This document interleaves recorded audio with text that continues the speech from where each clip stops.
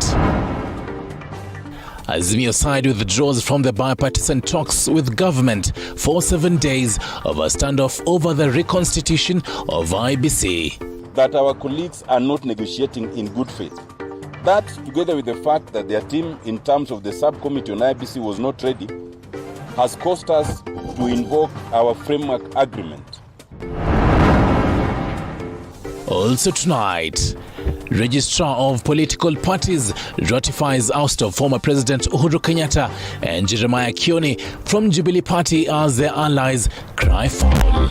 We say that the government of Mr. Ruto should not interfere in the running of political parties. Political parties must be allowed to conduct their affairs independently. Plus, family in Turkana demand answers on the whereabouts of their kin who was part of the contingent fighting bandits in the north. Kaniambia Wanjeria yuko. Nikamuuliza kwa wapi. Kaniambia ametoka kitu 6, akasema ameenda choo. Then ako wapi? Akaniambia hapana, ndiye hadi yetu tunatafuta.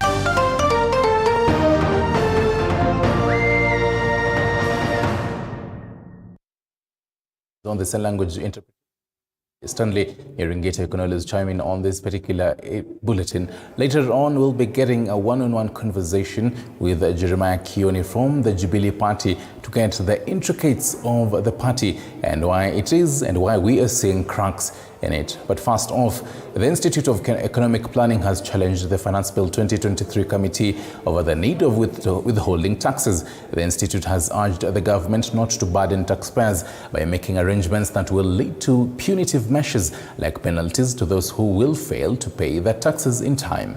As Paul Kirby reports, the Finance Bill 2023 has attracted uproar from the Azimio coalition members, terming the move as a way of making the standards of living very hard.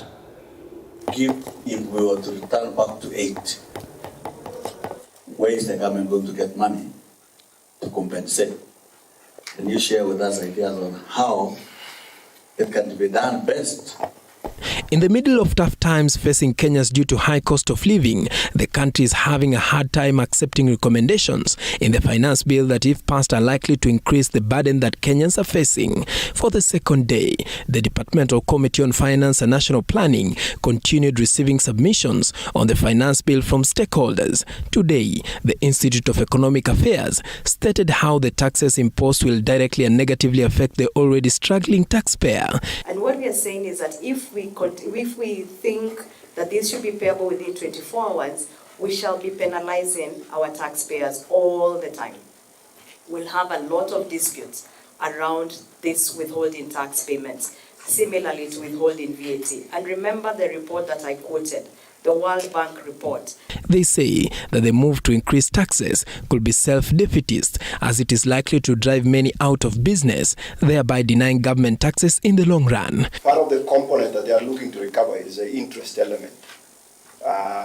So to the extent that the excess duty is not levied on interest, where levied by a bank, we then fail to see why we are trying to broaden this to include any charge that a digital lender then actually charges. But at the same time, that rate is still being left at 20%. But we've then seen policy direction, I want to call it so, where we are looking to move this excess duty on these kinds of services to 15%. So why the discrimination? Why are we still leaving it at the 20%?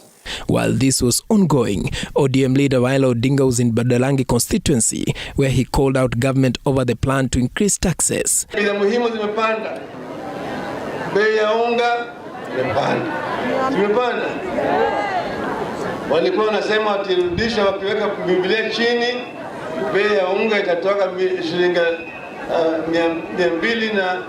240 itakuja hiyo 70 kwa mfuko. Bei ya mafuta ya kupika zimepanda. Odinga was accompanied by his allies, said that the move to increase taxes is testament to the fact that the government does not have a plan for an economic turnaround. Ruto anasema ya kwamba hii makosa ilikuwa ya Uhuru Kenyatta. Lakini sasa hata kama yeye ndio rais wa bandia, Jukumu lake kubwa ni kuona ya kwamba bei ya bidhaa imeenda chini. Na mimi kama jeshi yako, I am going to oppose that bill. The bill's timeline of approval is June 30th, which will coincide with the enactment of the Appropriation Law 2023. Paul Kirobi, TV47. Now, meanwhile, President William Ruto today convened Kenya Kwanza Parliamentary Group meeting, its main agenda being deliberations on the Finance Bill 2023, which is expected in Parliament as soon as Parliament resumes. The PG meeting was attended by Jubilee MPs led by Kanini Kega and Sabina Chege, with President Ruto and his deputy urging the MPs to speak in one voice in what he says the government development agenda can be achieved by funding the budget, calling for full support from the government.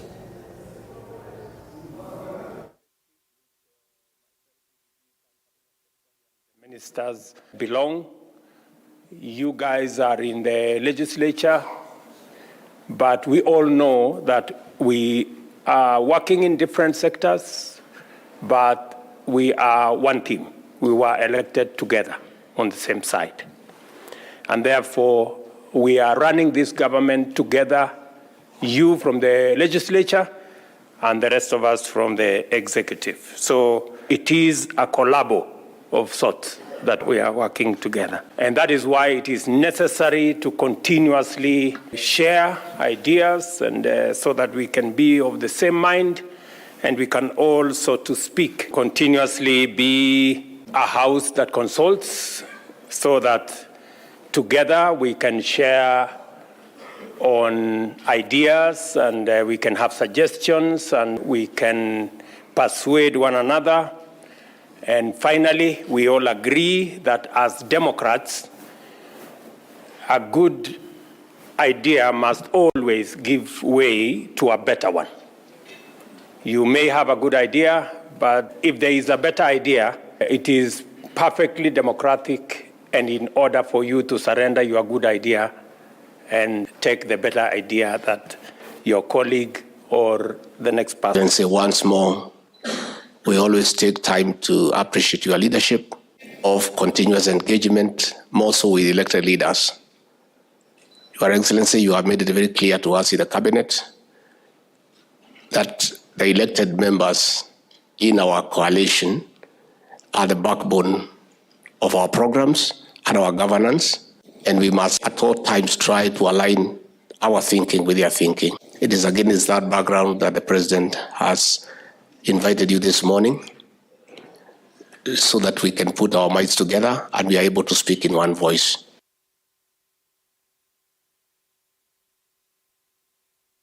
So that the Registrar of Political Parties has upheld the decision by the Jubilee National Executive Committee meeting that suspended David Murathe, Jeremiah Kioni and Kagwe Gishohi from the party.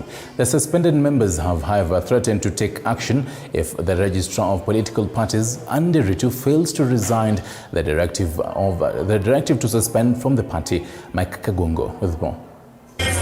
Barely a day after a faction of Jubilee Party members led by former President Uhuru Kenyatta and Jeremiah Kioni cracked the whip on Yala MP Kanini Kega's faction after they declared allegiance to the Kenya Kwanza government, the Registrar of Political Parties has upheld the decision by the Jubilee National Executive Committee meeting that suspended David Murathe, Jeremiah Kioni and Kagwe Gishohi from the party.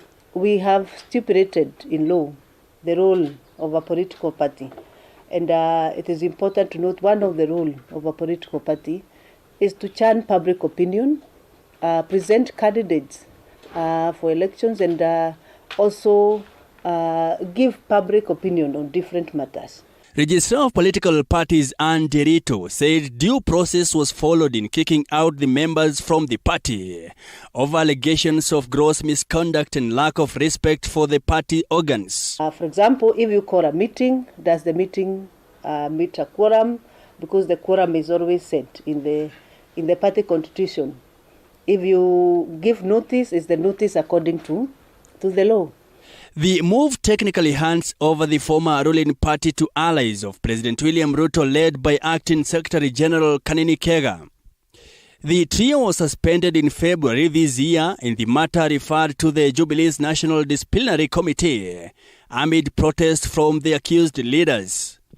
Yala MP Kanini Kega on Friday said the committee concluded its hearing of the said disciplinary matters and forwarded its decision to the National Executive Committee, NEC.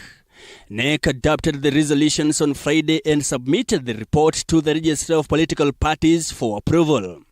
Ndirito said the disciplinary action against the trio stands and the changes have been effected in the party register. We do not make decisions for the party on whom they want to stay with and whom they want to remove, or whom they want to make this change from this position to this other position. The parties themselves through the processes that are set in their party constitution. These letters have been received at a protest because they have just come in, and we will certainly move the court to ensure that, again, any decision that has been made by our PP is nullified, like we have done. The move now means that the Monday's National Delegates Convention is a nullity and that the resolutions that were made may not be legally binding. However, embattled Jubilee Party Secretary General Jeremiah Kioni has threatened to take action if the Register of Political Parties fails to resign the directive to suspend him from the party. Sasa ni wakati wa wanachama wa Jubilee kujisaidia. Na njia ya kujisaidia ni kutoka twende kwa barabara tuhakikishe kwamba chama ambacho kimeundwa kwa muda hakuna ile kinaweza kikanunua ama kubomolewa na wengine. Azimio la Umoja One Kenya coalition leader Raila Odinga warning that the opposition will not take it lightly if President William Ruto-led government will not stop interfering with political parties, threatening to take action. We will not accept interference by the government in the running of affairs of parties that are in an Azimio coalition. We therefore urge the registrar to move with speed and register. Kioni has filed an appeal with the Political Parties Dispute Tribunal protesting the directive by the ORPP. Mike Kagwongo, TV 47, Nairobi. I thank you for that, Mike Kagungu. And still on the soul of the former ruling party, embattled Jubilee Secretary General Jeremiah Kioni has discredited the office of Registrar of Political Parties for what he terms as a lack of independence on the Jubilee Party. Further, he says former President Uhuru Kenyatta is here to stay, dismissing the calls for him to retire. Kioni said this on an exclusive interview with the political reporter Elizabeth Mutuku. Listen in. Thank you so much, Mheshimiwa, for giving me an opportunity to hear your side of the story on Jubilee matters and especially leadership. We've seen back and forth in the party. One faction has this to say, and now our ORPP directive on the whole matter. But I'll start by asking, who exactly is the owner of this Jubilee party? The delegates. The delegates. And yesterday we saw you guys hold a delegates meeting. Your faction, despite of what happened and the stay order by the courts, yet today we saw another letter from, or rather communication from ORPP. What exactly is happening in this party? I think in the nutshell is to say that, like you have asked, who owns the party? The party belongs to the party members. How do they speak to the leadership of the party? They speak to the leadership of the party through party organs. The organ that the public or the members of the public who have been identified as delegates, they speak through the National Delegates Conference or Convention. And when the party leader saw that there is back and forth between members of NEC, he then saw it necessary, using the powers that have been given to him by the Constitution, to convene an NDC so that the members of the NDC can then decide how do they want to manage their party. That is the meeting that we had yesterday.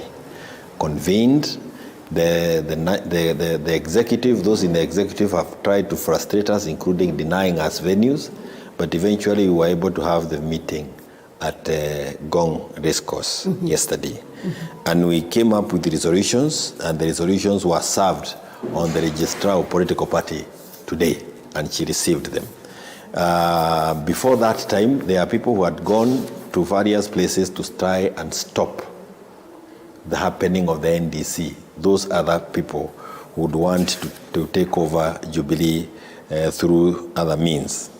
When they went to various places, we went to court to ensure that we are not stopped from having the NDC for reasons that are not genuine. And the court had us and granted us an order to move on. And in other words, they stopped any activity by the other side that was meant to stop the NDC from happening. And the order is here, which was given to us by the court. And the court clearly says that pending inter-party hearing, interim conservative orders are hereby issuing, staying any decision that was meant to stay the NDC. The ORPP is also given orders by the same court saying that you cannot continue receiving correspondences from that other side. And even if you do, they mean nothing to you. That is paragraph 6 of the order. In the course of the day today, when we went to serve the ORPP with the NDC resolutions, I was then given an order, a letter from the ORPP. The letter from the ORPP is communicating to us that the resolutions that were arrived at by others have received, by the other function, has received an okay from their office, and now we are no longer members of Jubilee.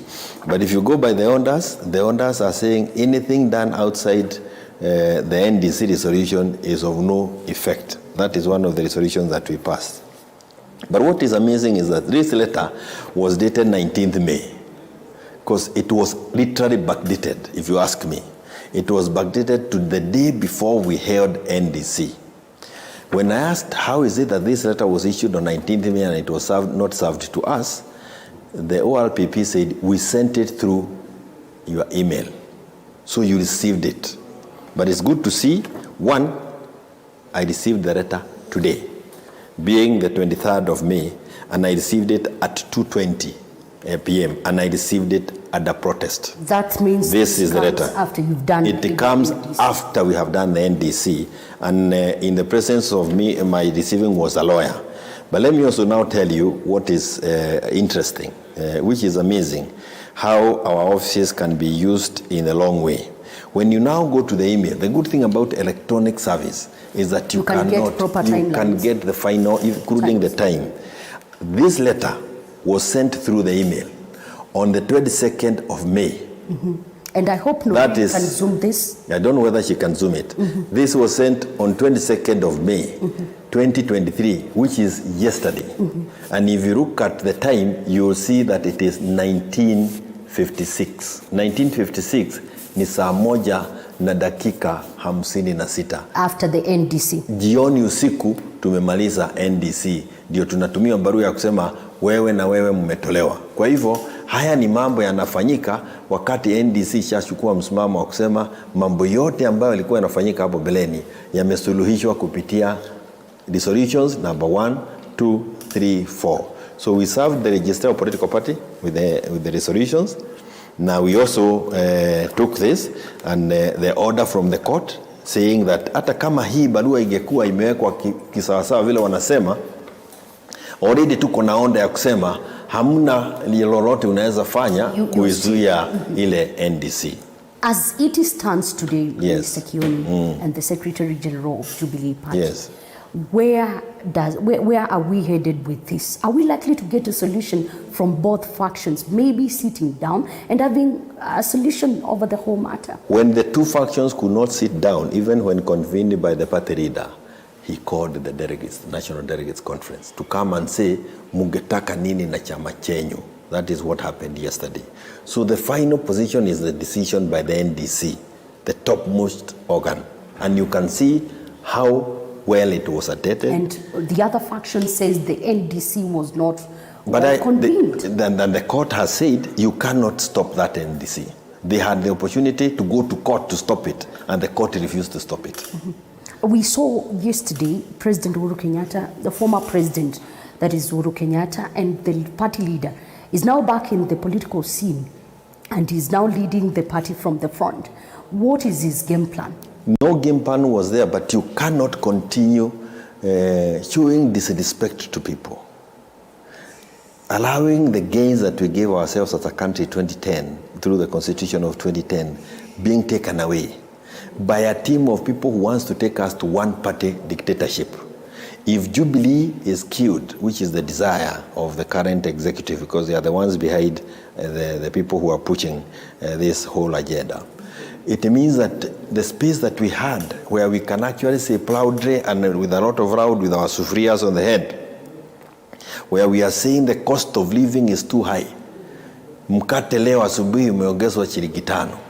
Juzi waliongeza pesa ya petroli ikapanda. Maisha, gharama ya maisha haiwezekani.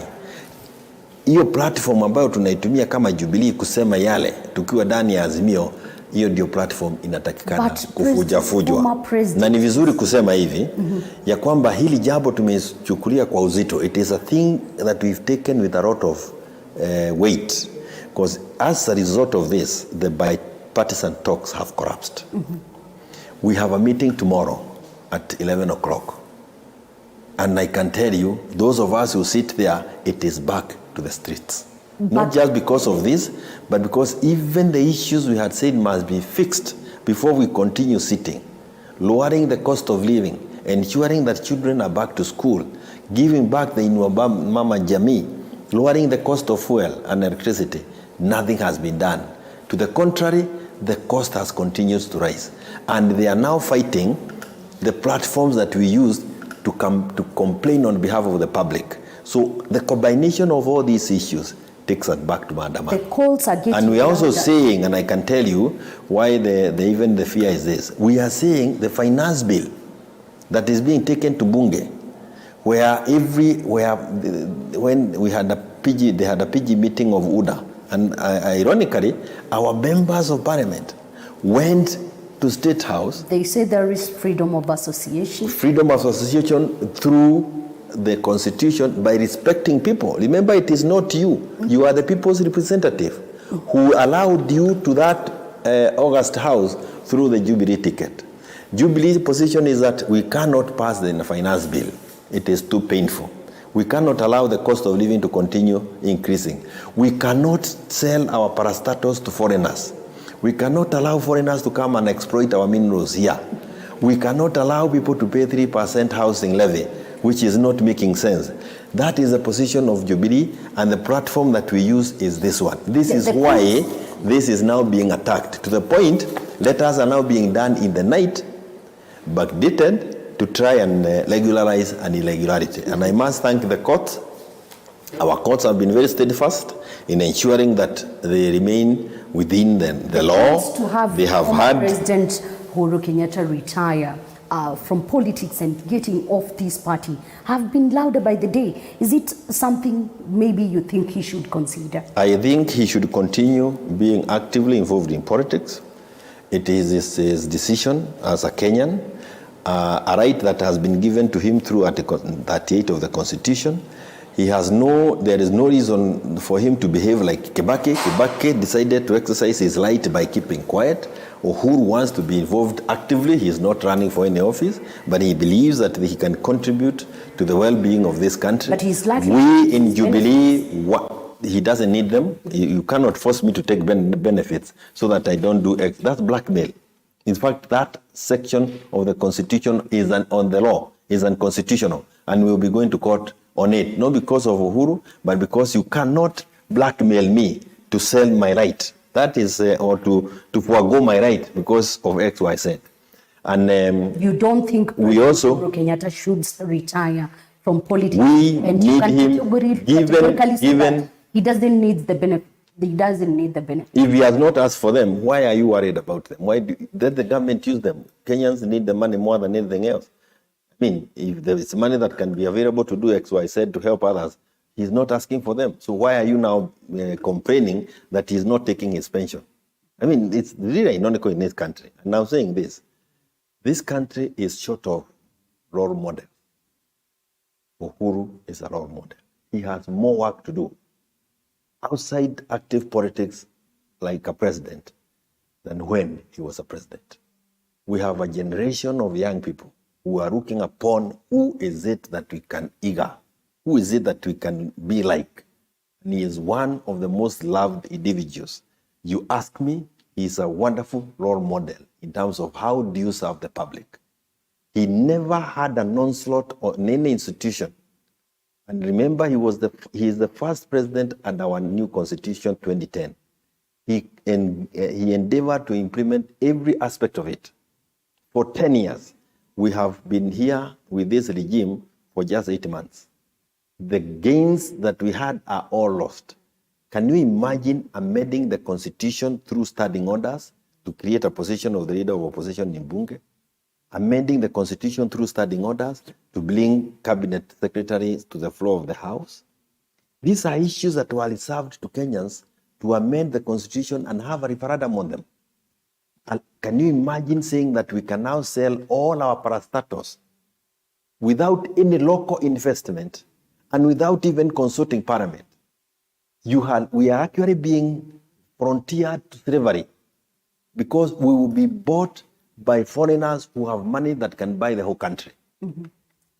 Our pride will be sold on a silver platter for just 10, 30 shekels. You say that Azimio is not going to be, or rather tomorrow you have a meeting following this stalled conversation in the parliament through the bipartisan team. What exactly is the problem in this? Because of dishonesty. We agreed that these are some of the issues that must happen before the bipartisan talks. But Azimio keeps on shifting goals on... I hope we shift them for the benefit of Kenyans. We said we want the cost of living brought down because that's a policy by government. It does not require us sitting. It is the government to decide we are going to subsidize this sugar. 2 kilos of sugar today, 450 shillings. A policy to say, like Kibaki, when he was still injured, broken legs, broken arms, even before he knew where the money was coming from, he made a policy declaration from tomorrow, free primary education for all children. 1 million more children went to school. To help Kenyans with the cost of living requires policy. It does not require our negotiating. It is the goodwill of those people in power. We have not seen anything happening since we started this bipartisan. So there is no need to continue sitting across the table and talking to one another, while we now know that they are only buying time to punish Kenyans more. We are likely bring to go more back to the streets. Not we are likely, we are going back to the streets. As soon we will decide from when tomorrow, but it is back to the streets. Our ski, our ni bubu. Wanaweza sikia tu kama tuko kwa barabara. Because the Jubilee issue becomes a maandamano issue. Mm-hmm. It is an attack on multipartyism. These are gains we had as a people through the Constitution of 2010. And remember, people died to ensure that we had more parties in this country. How can we allow one person to sit and call the ORPP, Toa Hawa? We must stop it. Thank you. And we can only stop it with the support of Kenyans. Na mimi nawaita wa Kenya, kujeni tupambane na hawa jamaa. I thank you for that, Elizabeth Mutuku, and we definitely hope to see if both the factions of the Jubilee Party will sit down and iron out their issues. And speaking of ironing out issues, tonight bipartisan talks between Kenya Kwanza and the Azimio coalition have failed to materialize this evening after the Azimio side suspended the talks for 7 days, accusing Kenya Kwanza of insincerity. This is after the two sides failed to table a crucial joint report on IBC reforms after failing to hold crucial meetings to discuss the way forward. And as the Polycomad reports, the Azimio side wanted the selection panel suspended and the audit of IBC servers take precedence, a position Kenya Kwanza side refused.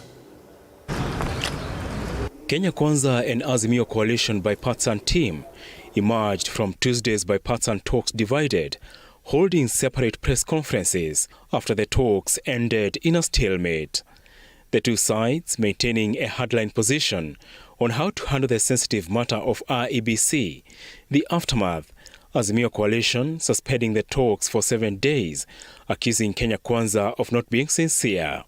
That we have irreconcilable difference on a fundamental issue. And we've chosen to invoke Article 37. We've already done the notice as the co-chair, suspending these talks for 7 days, until and unless our principals or ourselves, we might then reach a different conclusion. Because we believe that if we go this way, then we are giving false hope to Kenyans, and there's no reason to do that. Trouble began after the Azimio side insisted 2022 election result servers be audited first and the selection panel suspended, while Kenya Kwanza insisted no servers will be audited until a new IEBC is reconstituted. It is after we have had this discussion that the other side, the Azimio coalition side, has intimated that in their view, they have to consult further. These talks cannot go on because they each most of what they want to discuss after this on the interim issues, which include suspension of work of the selection panel and the preservation of the servers. As an interim measure, we requested our colleagues to agree on a preservation of the status of the servers as they are now, so that the audit then would be meaningful. On the third issue, it was the question of restructuring and reconstitution of IEBC. And as an interim measure, we requested that we communicate on suspension of the ongoing selection of the IEBC commissioners as an interim issue. A 6-member subcommittee on IEBC reforms, expected to hand over a joint report, never met or held discussions on the way forward, the main reason why the talks collapsed due to the hardening positions. We expected a report from that subcommittee, but we did not get a report today because Senator Sifuna, who's here, who was convening, reported to the plenary that while his report was ready, the report of our colleagues on the other side was not ready. So we could not receive that report, unfortunately. It's not clear whether the talks, if they do resume, will stick to Azimio leader Raila Odinga's 14-day ultimatum on the audit of IEBC servers, cost of living, and party hopping. The Jubilee issue now also at the center of the talks. The question of interference with constituent political parties among the two coalitions. And as an interim measure, last week, we requested that there be a cessation of invasion of the consequent parties, particularly the Jubilee Party. Azimio's key demand all along has been the auditing of IEBC servers, and true to their call, it has come to haunt the bipartisan talks in the middle of 14-day ultimatum. Apol Kamau, TV47 in Nairobi. With that, Apollo Kamau, we're taking a short break. On the other side, I'll be telling you more about the search for Officer Mbugua and more stories. Stick around.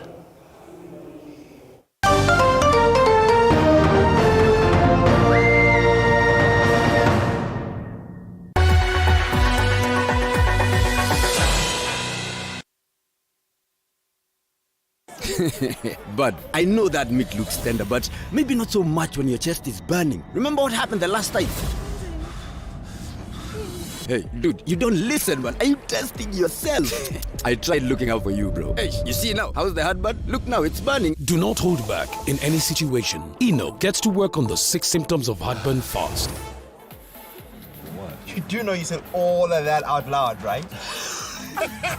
If symptoms persist, seek medical advice. As you enter a new phase of life, you may seem lost until you discover the passion within. I'm happy that MKU decided to open a branch in Malindi to make work easier for those parents who have never been away from their kids or children. That's all the equipment that I need to study and all the facilities that I need. Since we are one of the most beautiful and ultra-modern structure. Join us at Mount Kenya University and Equip Africa Institute Malindi Odell Center to build your future. Intake in April for electronic learning and May for distance learning. Mount Kenya University. Unlocking infinite possibilities. Karibuni. Mount Kenya.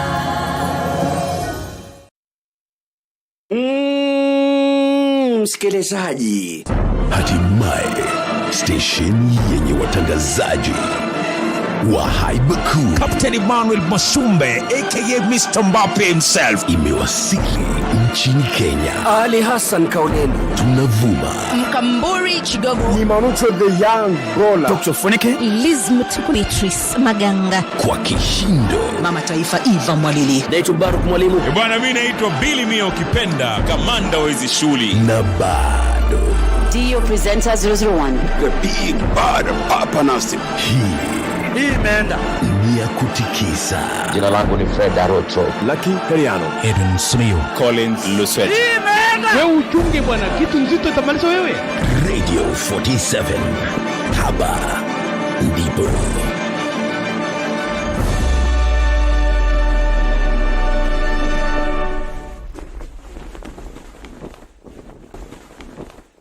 Welcome to the Mwai Kibaki Convention Center, the premier events venue. Our state-of-the-art facilities are designed to meet all your needs, from large-scale conferences to intimate meetings and everything in between. Located in the heart of Thika, the Mwai Kibaki Convention Center offers stunning views of the city skyline and is easily accessible from all major transportation hubs. Our facility features ample parking, free Wi-Fi, advanced audiovisual equipment, and our technical team is always on hand to ensure your event runs smoothly and seamlessly. Don't take our word for it. Make your next event unforgettable at the Mwai Kibaki Convention Center. Contact us today for bookings and reservations. Email multimedia@mku.ac.ke or call us on 0708 212204 or 0727 441733 or 0721 438 629 to learn more about our services and book your event.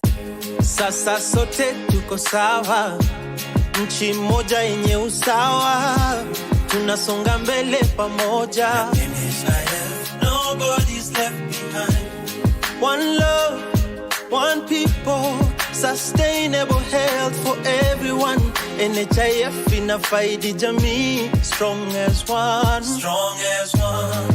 Usawa ni umoja, usawa ni upendo, afya bora bila ubaguzi. UHC Supercover. Usawa ni umoja, usawa ni upendo, afya bora bila ubaguzi. UHC Supercover na NHIF. Hi there, my name is George Washiri Optiven, and I'm very humbled to introduce to you to Rivu Gardens Phase 2. This property is adjacent to Konza Technopolis and only 4 minutes from the highway. This is a property whereby once you purchase it, you preserve your wealth, you build your wealth, you create your investment, create wealth for your generations. Don't miss this lifetime opportunity. Call this number right now, 0790 300 300. Optiven, inspiring possibilities. 23 years of impacting communities.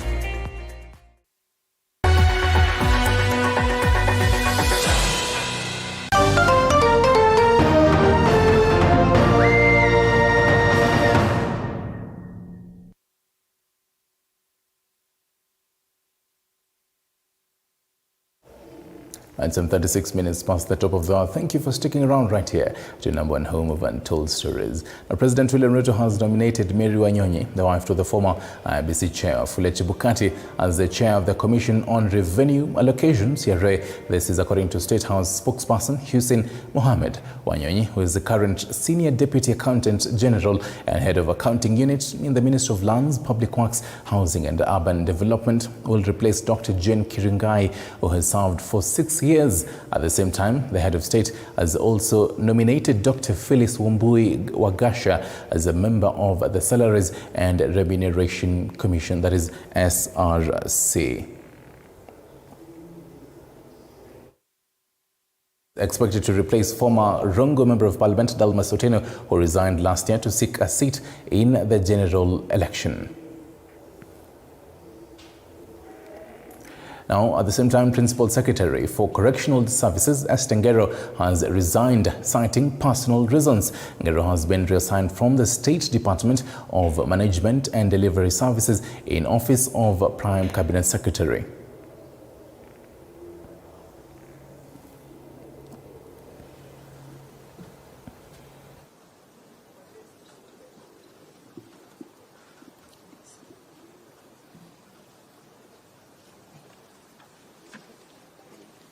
I, Esther Mumbingero, being called to exercise the functions of Principal Secretary, do swear that, except with authority of the President, I will not directly or indirectly reveal the nature of contents of any business, proceedings, or document of the Cabinet committed to my secrecy, except as may be required for the due discharge of my duties as such Principal Secretary.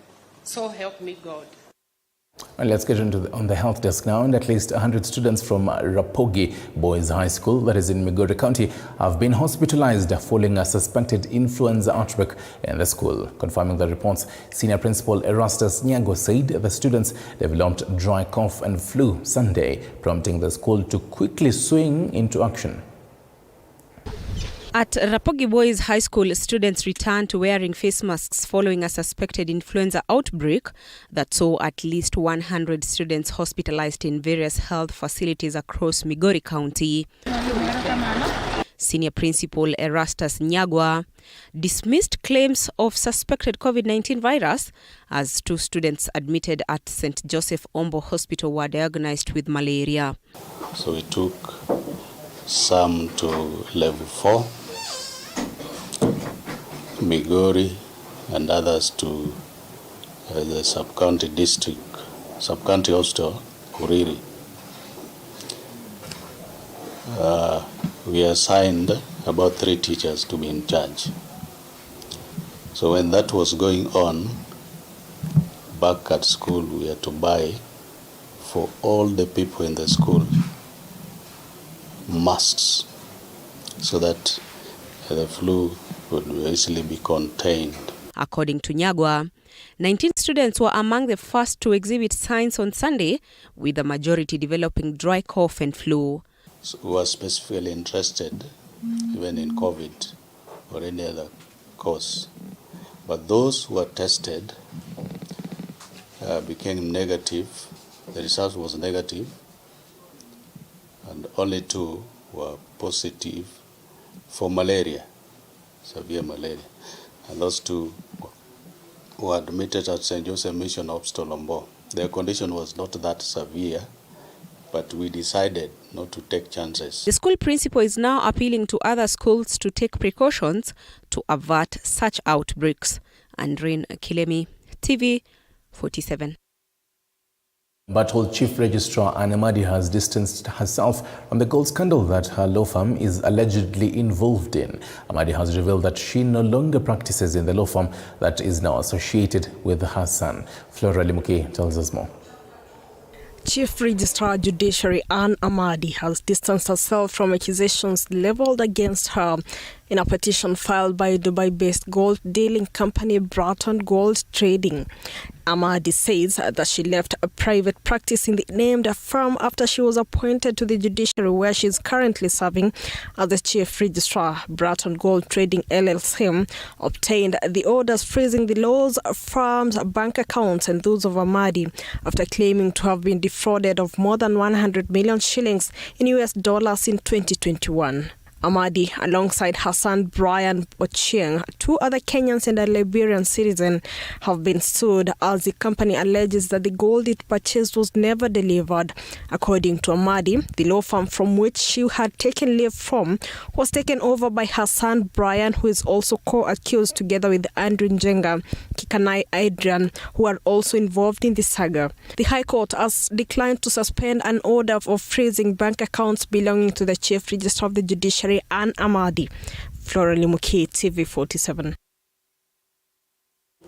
Now, a family in Lodwar town in Turkana County is struggling to find the son, who is the police officer at the Lodwar police station, who was reported missing a week ago while in a security operation in Napaiton, Kapedo, Turkana East. And as a reporter Kitiomi Masai reports, Turkana Police Commander Samuel Ndanyi said they have searched for him all over, including the use of drone, but all efforts are in vain. Joseph Mbugwa Njeri, a police officer at the Lodwar police station, was sent on an operation in the Napaiton Kapedo on 9th of this month. The operation Malisa Walifu, currently ongoing in 6 counties in the Rift Valley area, including Turkana County, aimed at capping banditry and cattle rustling. Okay, Joseph Mbugwa Njeri ikiwa tarehe 9 hii mwezi alipelekwa kazi huko Kapedo. Then siku ya Saturday kitu saa 4 hivi tukakuwa tukiongea naye, but mchana wote alikuwa tu ako vizuri. His wife says they had a phone conversation before he went off the radar on the evening of Saturday the 13th. Kaniambia Wanjeria yuko. Nikamuuliza kwa wapi. Kaniambia ametoka kitu 6, akasema ameenda choo. Then ako wapi? Akaniambia hapana, ndiye hadithi yetu tunatafuta. Ni vibaya sana na familia yake. Akipoteanga kweli jamii yake watakaa namna gani? Tunawaomba tu serikali watusaidie. Hiyo tu ndio ombi letu. Turkana County Police Commander Samuel Ndanyi says the officer was among the officers who were sent to Napeyton and Kapedo operation, but he disappeared while saying he was going to relieve himself. Mbugwa wa Njeri na aliweza kutoka katika kambi ya Napeyton. Then baadaye wenzake wakaja gundua kuwa Mbugwa ama anavyojulikana kama Wanjeri hapatikani mahali alikuwa ameenda kama msalani. Hajarudi kama baada ya risali moja masaa mawili. Ndio hasa ndio wenzake akaanza kuona mwenzao amekawia sana. The wife to the lost officer Ann Joroge calls on security agencies to continue searching, adding that the officer was sickly and therefore could not move far away. Mimi naofia maybe ugonjwa ilimzidi, jua kuwa kwa hali mzuri. Maybe amezidiwa kalala msituni. Kama alitoka akiwa mgonjwa, mnaweza dhani ameenda kilomita ngapi? Mtu mgonjwa hakunywi maji, hana chakula. The county police boss says they have launched a serious manhunt for Mbugwa, including the use of drone, but all efforts are in vain. Zaidi ya officers 100 ambao wako kila mahali. Tumeweza kuhusisha jamii pia. We also applied drones, tumetumia drones kumtafuta mpaka saa hizi. However, the family and the neighbors of Mbugwa want answers from the security agency as to how Mbugwa disappeared. Serikali kama inakubali kabisa waangalia Wanjeri. Naomba serikali iweze kutumia vifaa vya hali ya juu, wako na ndege, wako na kamera za kusearch huko, sababu pia mke wake tunamuona hali yake sio mzuri. Kitio Mika Masai, TV47 Lodwar in Turkana County. In all, more than 7 million children under the age of 5 from Kenya, Ethiopia and Somalia are malnourished. This is according to research conducted by UNICEF, which further says 1.9 million children are at risk of dying from severe malnutrition. Sharon Baranga tells us why. Kenya is among countries in the Horn of Africa that is currently dealing with severe malnutrition in children. The latest survey from UNICEF puts the number of children under the age of 5 suffering from malnutrition in Kenya, Ethiopia and Somalia at 7 million. Out of the 7 million, 1.9 million children are at risk of dying from severe malnutrition. The region has been experiencing the worst droughts in 40 years. The communities lost their livestock and crops over the past 3 years of failed rains. Mohamed Fall, UNICEF Regional Director for Eastern and Southern Africa, says, and I quote, "The crisis in the Horn has been devastating for children. Over the past 3 years, communities have been forced to take extreme measures to survive, with millions of children and families leaving their homes out of pure desperation in search of food and water. This crisis has deprived children of the essentials of childhood, that is, having enough to eat, a home, safe water and going to school." Across the region, 23 million people are facing high levels of acute food insecurity in Ethiopia, Kenya and Somalia. The number of severely malnourished children seeking treatment in the first quarter of this year remains much higher than last year and will likely remain high for quite a while. On top of nutrition needs, extreme weather, insecurity and scarcity have also had devastating consequences for women and children. worsening the risk of gender-based violence, sexual exploitation and abuse. Major outbreaks including cholera, measles, malaria and other diseases are ongoing across the region, worsened by extreme weather conditions and fragile health systems. Food prices remain high in local markets, burdening children and families. The climate crisis is compounding the severity of the situation, worsening mass displacement, malnutrition and disease. UNICEF is now calling for investment in sustainable, resilient systems across the region to protect children and communities from future crises. Sharon Baranga, TV 47. And to a special piece tonight, hydropower production by the Kenya Electricity Generating Company, KENGEN, came down from 30% to 10% in the year 2022 due to failed rain seasons previously experienced in the country. This is among the adverse effects of climate change, also negatively affecting the power generating sector. But the country's leading power generating company had already positioned itself by investing in harnessing power from the earth's heat, geothermal, which played a critical role to ensure that no off-gridding was done during the long dry spell periods. And lucky to Kenyans, who are the main power consumers, they did not experience power rationing as witnessed in previous years, where Kenyans will go without power when power generation is affected. Our very own Moigi William traveled to Hell's Gate National Park, where the country's leading geothermal plant is situated, to understand its operations, and filed this report. 88 kilometers northwest of the country's capital is Naivasha in Nakuru County. This is the town that hosts East Africa's largest geothermal plant. At the heart of Hell's Gate National Park, at a distance, you'll see a plume of steam shooting skyward. Dozens of steam vents can be seen where blasts of steam bellow loudly, releasing heat from deep within the earth. This heat is so powerful that it is tapped through tubes running across the valley and used to turn turbines generating energy, clean energy, a process which can run for decades. Kenya is among the top 10 countries in the globe that produces geothermal energy, ranked at position 7 with more than 900 megawatts of installed geothermal capacity.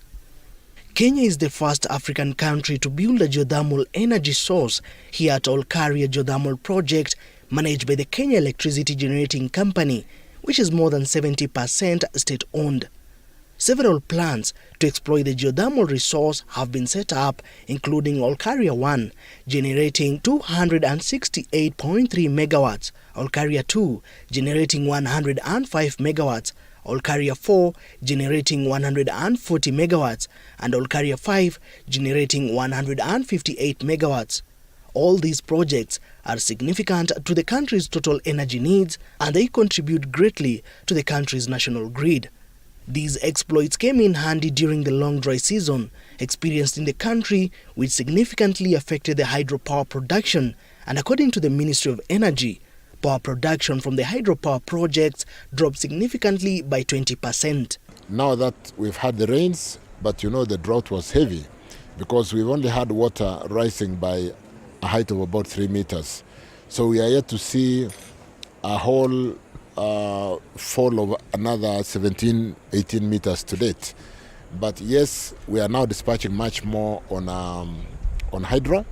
We have moved from 10%, we are closing into about 20%. But with the adverse effects of the climate change on hydropower production, unlike before, there were no disruption to power distribution, and the country's power generating company did not need to resort to off-gridding. Instead, geothermal energy served as a supplementary source of power alongside other production plants. We've had a big challenge where our hydros, which are 800 megawatts of hydros, which are supposed to develop up to 30% mixed to the grid, came down up to 10%. And because of geothermal, we were able to support the country and we didn't do any load shedding. According to Anna Mwangi, a geologist employed by KENGEN, geothermal energy is the second most abundant source of energy worldwide. Its production is minimally affected by climate-related factors, making it reliable and sustainable option. Geothermal energy is reliable. By reliability, it means once you have developed the power, it is not going to be affected by climate. in the short term. So if you have a drought in the next 2, 3, 4, 5 years, for geothermal you still be continuous production because the recharge comes from very far. For recharge, for example, for Olkaria, comes from the Mau and the Aberdare ranges. And for hydro, if you compare that to the hydro plant, it's depending more on the climatic conditions, on the rain. Every seasonal rain that is falling in the country is going to recharge the reservoir. So if the rain patterns change to the negative, meaning we're not having enough rain, we'll not be having enough water in the reservoir, and that means we'll not be able to have enough power at full capacity, or even no power if you have no water in the reservoir. So that is how geothermal has been able to come in and reliably provide power to the grid. Observing the breathtaking and captivating scenery of Africa's Great Rift Valley, one might wonder how the steam, which transforms into clouds, can be harnessed to produce energy. This presented an ideal opportunity to delve into Mwangi's expertise and explore the process of extracting energy from the Earth's crevices. Normally we drill 3 kilometers into the ground. So the idea is once you drill, the steam, which is under high pressure, will come up to the surface and we'll be able to test it. And we say it is at what temperature and pressure, and we're able to determine its characteristics and how many megawatts it can generate. So now the wells are in the field and your power plant location is at a specific site. So those two things are done together. That means the steam gathering system, you need a pipeline of transporting steam from individual wells and bringing it to a power plant. Now the fluid that has come up to the surface is usually in 2 phases. For here, Olkaria, we have water, which is hot water or brine, and steam. So we separate it using separator stations. So the steam is put on the pipeline to the power plant, and the hot water is left in the field and put in another geothermal well, which we call a reinjection well, and it goes to recharge the system again and gets heated up once again and comes to the surface, and the process continues. So the steam ends up at the power plant, whereby it is directed or put where it will run a turbine at very high speed, about 3,000 revolutions per minute, and that turbine is connected to a generator. Then electricity is produced. As the global discourse on climate change gains momentum, it is worth noting that clean energy contributes to 91% of the power directed to the national grid. Among these sources, geothermal energy has been recognized for its potential to offer reliable and cost-competitive power while emitting minimal carbon. Furthermore, its adoption can help reduce vulnerability to the impacts of climate change. We have been able to save the planet because we have been able to eliminate 4 million tons of carbon dioxide that could have been emitted into the atmosphere. Why more than 4 million tons? Because if the only alternative we had is fossil fuel, then it means all that CO2 would have been released. CO2 being carbon dioxide would have been released in the atmosphere. But now we did not have to do that, you know. So that is why it is more greener to go for geothermal, hydro, and solar than the fossil fuel. And we know also the renewability.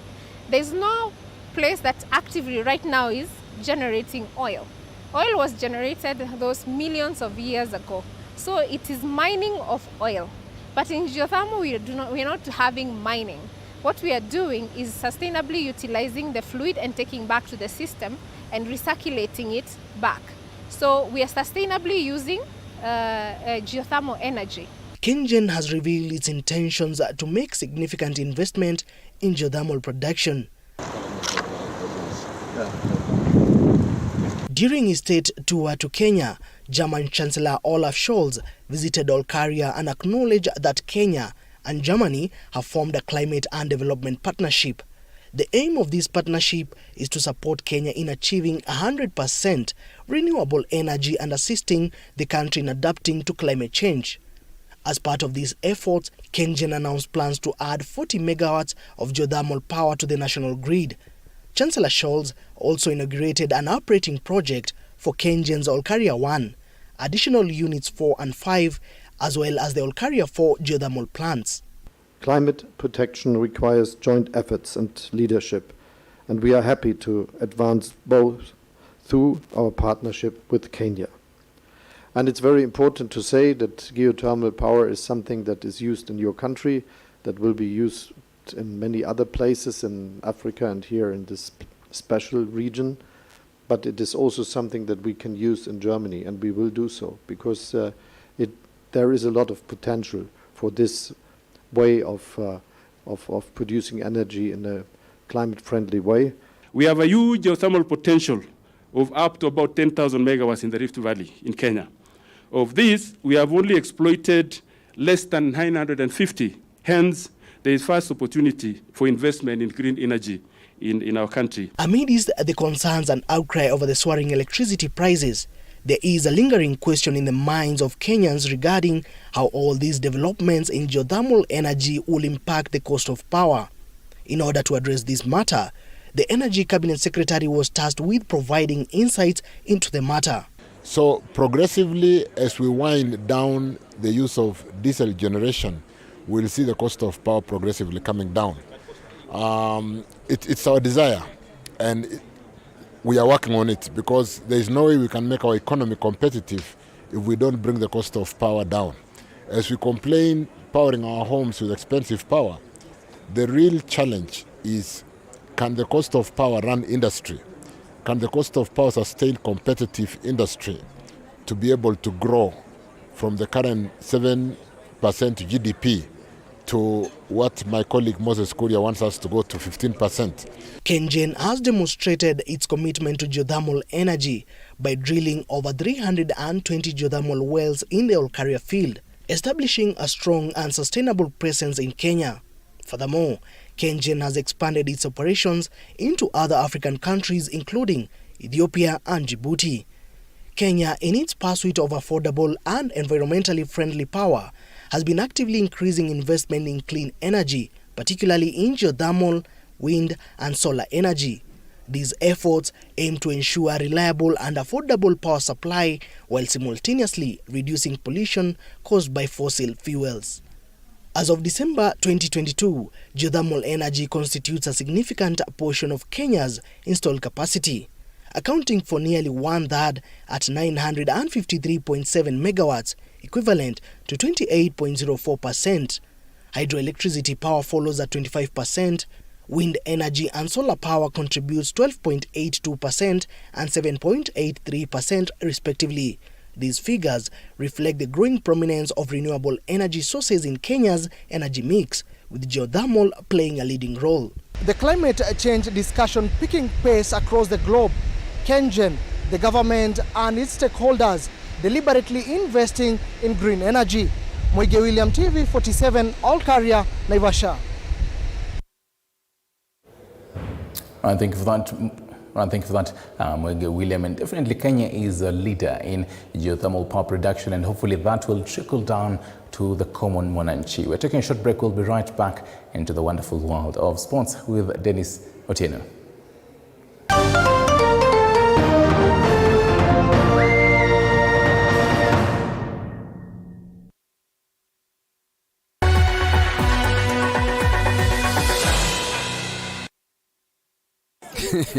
But I know that meat looks tender, but maybe not so much when your chest is burning. Remember what happened the last time? Hey, dude, you don't listen, man. Are you testing yourself? I tried looking out for you, bro. Hey, you see now? How's the heartburn? Look now, it's burning. Do not hold back in any situation. Eno gets to work on the 6 symptoms of heartburn fast. What? You do know you said all of that out loud, right? If symptoms persist, seek medical advice.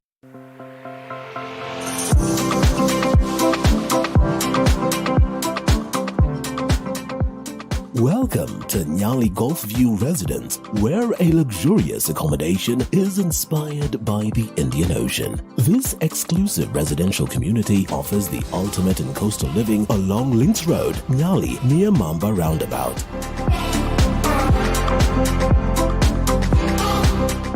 With breathtaking views of the golf course, ocean and landscaped gardens, every moment spent in your home is an experience of tranquility, comfort and luxury.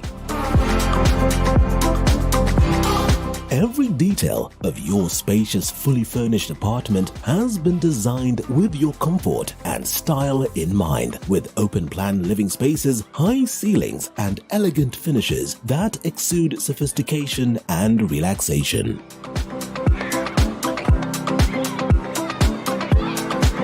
Experience resort-style living with a wide range of amenities, including a state-of-the-art fitness center, swimming pool, children's playground, 24-hour security, and concierge services. Experience the ultimate in luxury living and golfing at Nyali Golfview. Contact us today to schedule a visit and discover the lifestyle of your dreams. Nyali Golfview Residence, luxurious accommodations inspired by the Indian Ocean.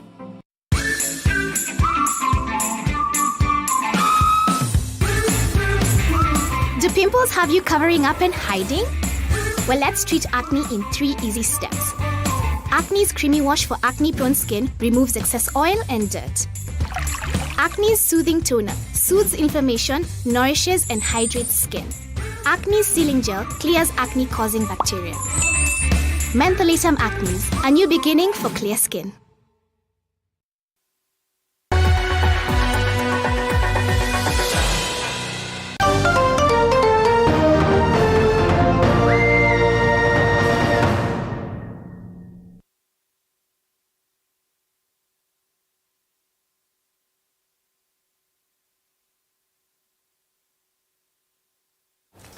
A very warm welcome to Primetime Sports. My name is Dennis Otieno.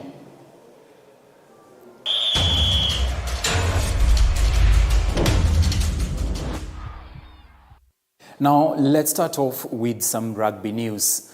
The National Rugby Sevens team, Shujaa head coach Damian McGrath, has pledged to work tirelessly to rebuild the lost glory of Shujaa and ensure Kenya resumes into the World Rugby Sevens series in the case he retains his job.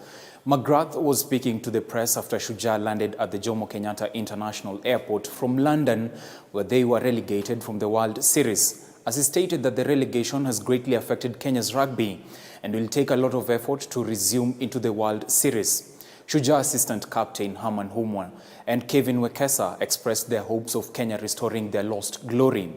Most of the Shujaa players, however, were not part of the batch that returned into the country, including captain Nelson Oyo. I'm 100% certain they'll bounce back, but they wouldn't be the people they are and the Kenyans they are if they weren't absolutely devastated by what happened.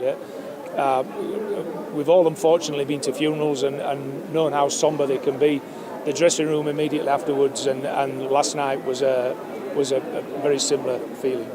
Even if we'd have survived, I wonder if we would have, would we be good enough or would we have the resources to survive again next year?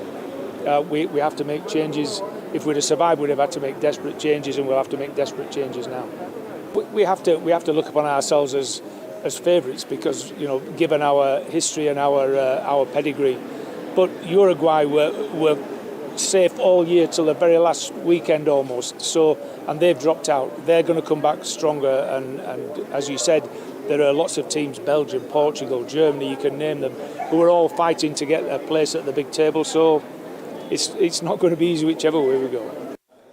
Now, all you can do is wish all the best to Shujaa when they take part in the Challenge Cup. But moving on to an international